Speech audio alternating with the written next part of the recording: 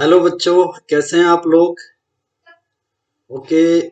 I hope आपने पिछले chapter में हमने विद्युत चुम्बकीय प्रेरण के बारे में पढ़ा था। आपने वो सब अपने नोटबुक में भी दर्ज किया होगा और आप उसको अच्छे से पढ़ रहे होंगे। उससे आज हम नेक्स्ट चैप्टर है 10वां चैप्टर आपकी बुक का, प्रत्यावर्ती धारा।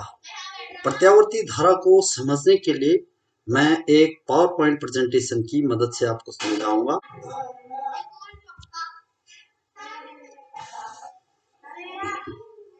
चैप्टर 10 प्रत्यावर्ती धारा। आपने देखा होगा कि शाम के समय शहर में तमाम लाइट्स जलती हैं और बहुत ही सुंदर नजारा आपको देखने को मिलता है।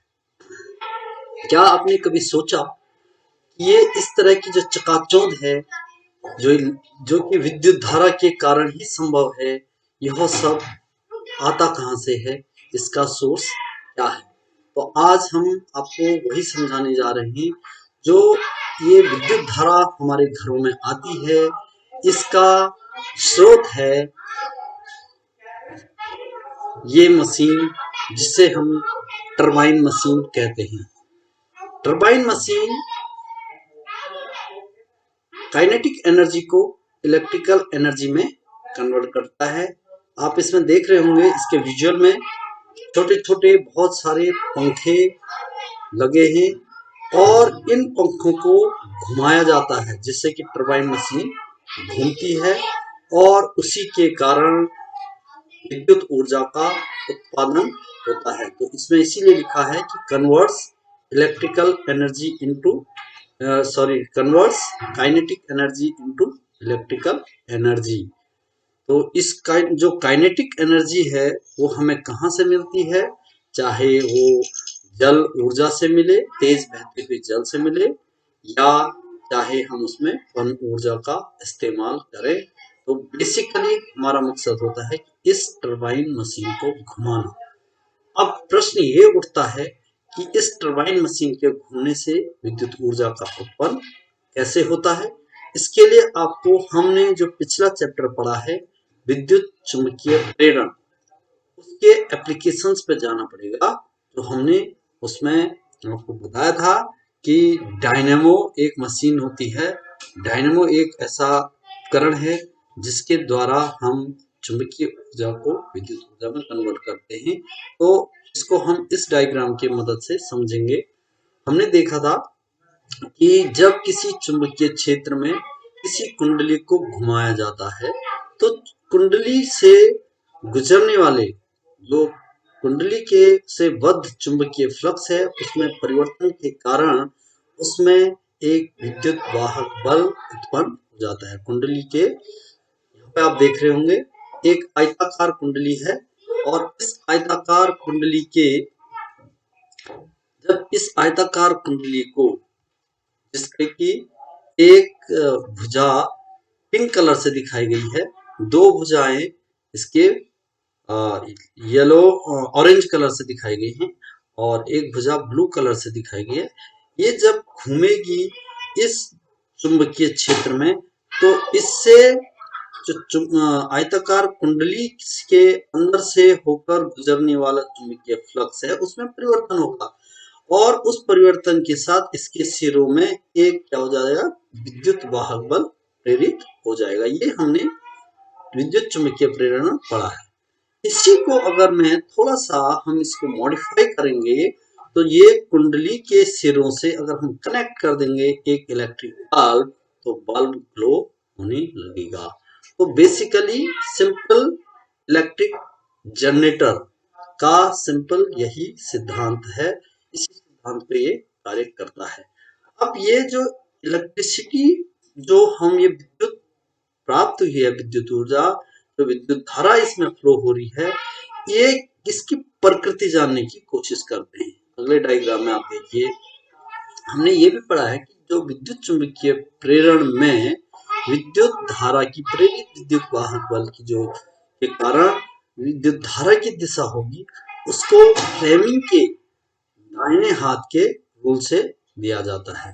तो अगर हम अपने दाहिने हाथ को इस तरह से स्ट्रेच करें कि उसमें अंगूठा, इंडेक्स फिंगर और मिडिल फिंगर, जो थंब, आपका थंब, इंडेक्स फिंगर और मिडिल फिंगर, जिसको कि हम कहते हैं अंगूठा, तर्जनी और तर्जनी, मध्यमा, ये तीनों अगर हम परपेंडिकुलर डायरेक्शन में रखें, एक दूसरे को परपेंडिकुलर रखें, और इसमें कुंडली जब घूमेगी, आप देखिए जो पिंक सिरा है, फॉर एग्जाम्पल किसी पर्टिकुलर टाइम पे जो पिंक वाली भुजा है वो ऊपर की ओर मूवमेंट कर रही है, तो एफ की जो डायरेक्शन होगी वो हम ऊपर की ओर दिखाएंगे। और जो बीच वाली इंडेक्स फिंगर है, इंडेक्स फिंगर दिखाता है विद्युत चुंबकीय क्षेत्र की दिशा को। तो इस चित्र में चुंबकीय क्षेत्र की दिशा किस तरफ है? बाएं से दाहिनी ओर है। तो जो धारा प्रेरित होगी उसकी दिशा जो मध्यमा है, उस मध्यमा यानी मिडिल फिंगर की डायरेक्शन में विद्युत धारा बहेगी। तो अगर आप अपने हाथ को इस तरह से सेट करें कि आपका अंगूठा ऊपर की ओर दिखाए, डायरेक्शन दिखाए, आपका जो इंडेक्स फिंगर है वो इस दिशा में, जिस दिशा में कि चुंबकीय क्षेत्र है, कहां से? North pole to south pole की तरह, यानी बाएं से, इस चित्र में बाएं से दाहिनी ओर। और तो विद्युत धारा की जो दिशा होगी वो पिंक वाले साइड में क्या होगी? इनवर्स होगी। देखिए अगले विजुअल में जो एरो से दिखाई गई दिशा है, तार के इस सिरे में अंदर की ओर, यानी जब जो भुजा ऊपर की ओर मूवमेंट कर रही है उसमें विद्युत धारा की दिशा अंदर की ओर होगी, और जो भुजा नीचे की ओर गति कर रही है उसमें विद्युत धारा की दिशा बाहर की ओर होगी। तो इसको आपने इस विजुअल की तरह मदद से समझना है। तो अगर हम देखें तो जब ये घूमेगा तो विद्युत धारा के बहने से, अगर आप इनके सिरों को बल्ब के से जोड़ दें तो क्या होगा कि ये बल्ब ग्लो करने लगेगा। लेकिन इसमें ध्यान देने वाली बात यह है कि जब आयताकार कुंडली, अब आप देखिए आयताकार कुंडली पिछले, इसमें पिंक वाली साइड ऊपर की ओर गति करेगी। एक कंडीशन ऐसी आएगी कि जब पिंक वाली साइड ऊपर होगी और ये डाउनवर्ड्स गति करेगी, और ब्लू कलर की जब बिल्कुल नीचे होगी तो ये अब ऊपर की ओर गति करने लगेगी। यानी उसके बाद जबकि ये बिल्कुल वर्टिकली खड़ी रहेगी आयताकार कुंडली, उसके बाद ये डाउनवर्ड्स, पिंक साइड नीचे की ओर और ब्लू साइड ऊपर की ओर गति प्रारंभ कर देगी, तो धारा की दिशा बदल जाएगी। उस केस में पिंक में जो पिंक साइड है उसमें बाहर की ओर हमारी तरफ, यानी हमारी तरफ धारा प्रवाहित करेगी, और ब्लू साइड में अंदर की ओर धारा का मार्ग होगा। यानी एक साइकिल में धारा अपनी दिशा 2 बार बदल रही है। तो इस तरह से आप इसको समझ सकते हैं। इसीलिए इस डायरेक्शन में देखिए पिंक साइड में धारा की दिशा रिवर्ट हो गई है, एंड यहां भी धारा की दिशा रिवर्ट हो गई है, और ये बल्ब स्टिल ग्लो होता रहेगा क्योंकि इसमें कंटिन्यूअसली धारा प्रवाहित हो रही है। क्यों? और लेकिन इसमें एक समस्या ये आएगी कि जब ये घूमेगी आयताकार कुंडली तो ये तार आपस में उलझने का खतरा है। तो उसको हम एक अरेंजमेंट की मदद से सॉर्ट आउट करेंगे। हम क्या करेंगे कि जो पिंक साइड से आने वाले तार को है उसको भी एक रिंग से कनेक्ट कर देंगे, और इस साइड से जो ब्लू साइड से जो तार आ रहा है चालक, उसको भी हम एक रिंग से कनेक्ट कर देंगे। और ये इन रिंग्स का साइज क्या होगा? अलग अलग होगा, जिससे कि आपस में एक दूसरे को टच ना करे। इसको आप छोटा रखिए, इसको बड़ा रखिए, तो ये आपस में एक दूसरे को टच, जब ये घूमेगी रिंग तो ये टच नहीं करेंगे, और ये कंटिन्यूअसली चाहे आप कितना भी घुमाओगे इस आयताकार कुंडली को, तो ये रिंग के अंदर ही वो तार घूमते रहेंगे। और इन रिंग्स को हम कनेक्ट कर देते हैं ब्रशेस से। तो ये arrangement ring and brush arrangement बोलते हैं।